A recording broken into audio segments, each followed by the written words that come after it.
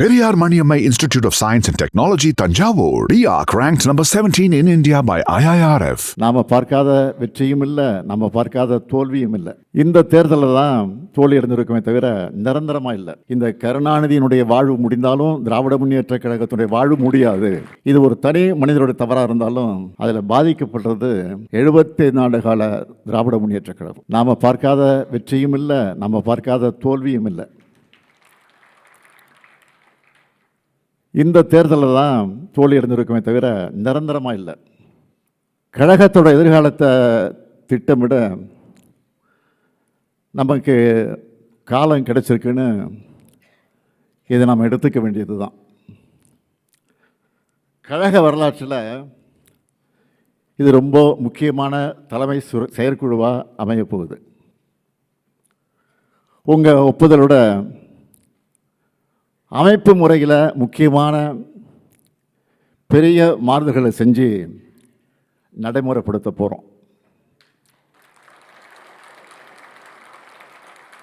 நம்முடைய திராவிட முன்னேற்ற கழகம் தொடங்கப்பட்டு 75 ஆண்டுகள் கடந்த பிறகும் கழகம் வலிமையோடு இருக்கிறதுக்கு காரணம் நம்ம அமைப்பு முறை தான். தலைவர் கலைஞருடைய வரிகளை நீங்கள் மறந்திருக்க மாட்டீங்க. இந்த கருணாநிதியினுடைய வாழ்வு முடிந்தாலும் திராவிட முன்னேற்ற கழகத்தினுடைய வாழ்வு முடியாது.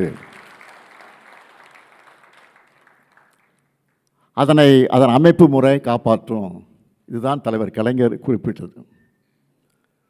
அப்படிப்பட்ட அந்த அமைப்பு முறையோட வலிமையால் தான் நாம் நிற்கிறோம். இப்படி தோற்றதுக்கு பல காரணங்கள் இருக்குது. அதில் மற்றொன்று நிர்வாகிகளோட செயல்பாடுகள். அதையும் நாம் மறைக்க தேவையில்லை.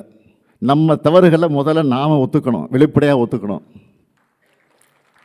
ஏன்னா இது ஒரு தனி மனிதனுடைய தவறாக இருந்தாலும் அதில் பாதிக்கப்பட்டது 75 ஆண்டு கால திராவிட முன்னேற்ற கழகம். தோல்விக்கு பிறகு ஒவ்வொருத்தரும் ஒரு காரணம் சொல்கிறாங்க. ஒவ்வொரு தொகுதியாக பார்த்து குறைகளை கண்டுபிடிச்சு ஆளை மாற்றுறதை விட முழுமையான ஒரு சுய பரிசோதனை வேணும்னு நான் முடிவெடுத்தேன். அந்த வகையில் திராவிட முன்னேற்ற கழகத்தினுடைய நிர்வாக அமைப்பில் பல மாறுதல்களை செய்ய இருக்கிறேன். இதெல்லாம் கடுமையானதாக தான் இருக்கும். சிலருக்கு கசப்பானதாக இருக்கும். கசப்பு தான் உடம்புக்கு நன்மை செய்யும். நீங்கள் எல்லாரும் அதுக்கு ஒத்துழைப்பு கொடுக்க வேண்டும் என்று நான் கேட்டுக்கொள்கிறேன். இந்த மாறுதல்கள் அடுத்த 100 ஆண்டுக்கு கழகம் உயிர்ப்போடு இருக்கிறத உறுதி செய்யும். ரிசல்ட் வந்ததும் நம்ம தோல்விக்கு பிறகு 38 பேர் கொண்ட ஒரு குழு அமைக்கப்பட்டு மாவட்ட வாரியாக நிர்வாகிகள்கிட்ட கருத்து கேட்டு அதை அறிக்கையாக என்கிட்ட வந்து கொடுத்துருக்காங்க. அது மட்டுமல்ல, தனியாக ஒரு இணையதளமும் உருவாக்கப்பட்டு நம்ம மேலே நல்லெண்ணம் கொண்ட எல்லாரும் கருத்து சொல்லலாம்னு அறிவித்தோம். அதுலேயும் பல்லாயிரக்கணக்கானவர்கள் அவங்களோட கருத்துக்களை சொல்லியிருக்கிறாங்க. அதை எல்லாத்தையும் படித்து நான் உள்வாங்கி இருக்கிறேன். ஊருக்கே வெளிச்சம் கொடுக்குற விளக்குக்கு தனக்கு கீழே இருக்கக்கூடிய இருட்டு தெரியாது. அப்படித்தான் நாம் நம்மக்கிட்ட இருந்த தவறுகளை கண்டறிய தவறிட்டோம்.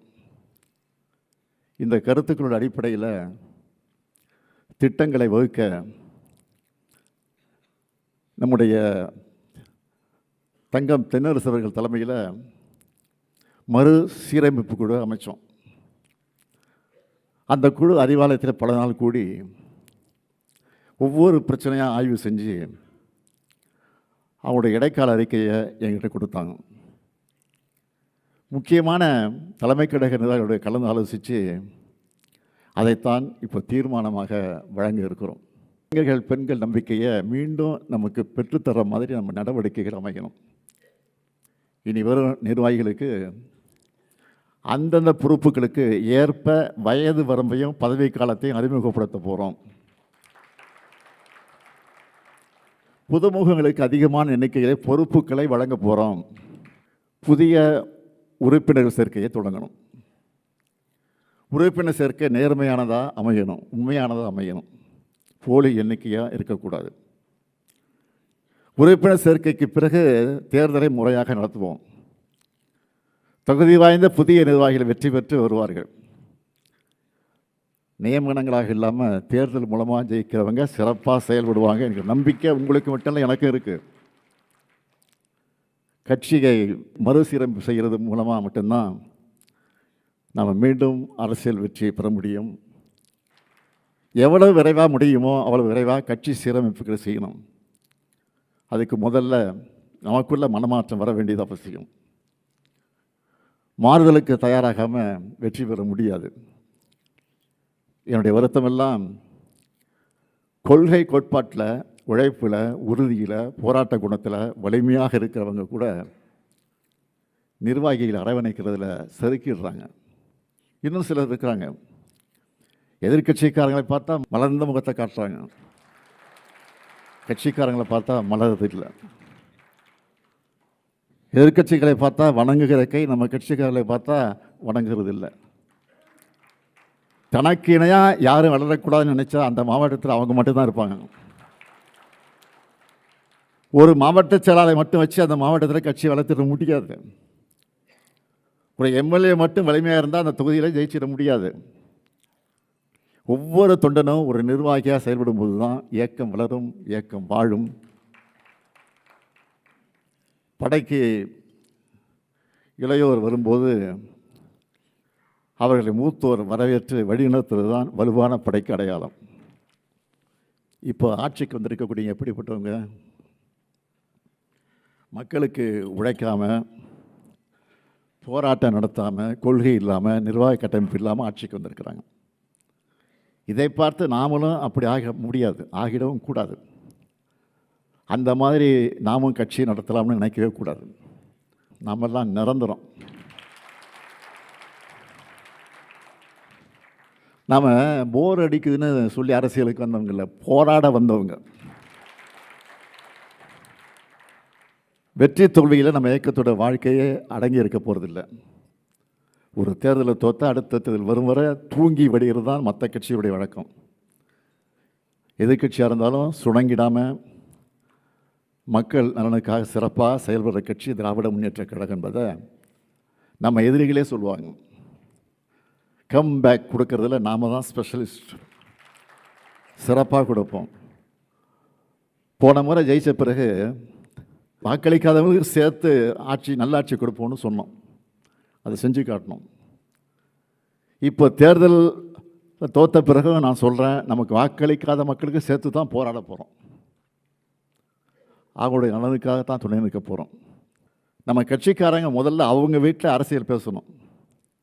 உங்கள் பசங்கக்கிட்ட, உங்கள் உறவினர்கிட்ட முதல்ல பிரச்சாரம் பண்ணுங்க. வெளியில் பிரச்சாரத்துக்கு போய் வாங்குகிற வாக்குகளுக்கு முன்னாடி முதல்ல வீட்டில் இருக்கக்கூடிய வாக்குகளை, சொந்தக்காரங்க வாக்குகளை, அக்கம் பக்கத்தில் இருக்கக்கூடிய வாக்குகளை முழுசாக வாங்கணும். இப்போ இருக்கிற முதல்வர் நம்ம கொண்டு வந்த எல்லா திட்டங்களுக்கும் பேர் மாற்றுறதுல பிஸியாக இருக்கார். சட்டப்பேரவையை சினிமா செட்டு நினச்சி பஞ்ச் டைலாக் பேசுகிறாரு. நம்மை பொறுத்த வரைக்கும் வெற்றியோ தோல்வியோ மக்களின் அன்றாட வாழ்க்கையோட பிணைஞ்சிருக்கக்கூடியவங்க நாங்கள். இனமும் மொழியும் நாடும் இருக்கிறவரை கருப்பு சிவப்பு கொடி பறக்கணும் என்கிற நினைப்போடு உழைக்கணும். அப்படி உழைக்க தேவையான உடன்பிறப்புகளை கழகத்தில் அதிகம் சேர்க்கணும். புதிய புதிய நிர்வாகிகள் வரணும். எல்லோரும் சேர்ந்து உழைப்போம். பேரறிஞர் அண்ணா உருவாக்கின இயக்கத்தை, நம்முடைய தமிழக தலைவர் கலைஞர் வளர்த்த இந்த இயக்கத்தை இன்னும் வலிமை கொண்டதாக வளர்த்தெடுப்போம்.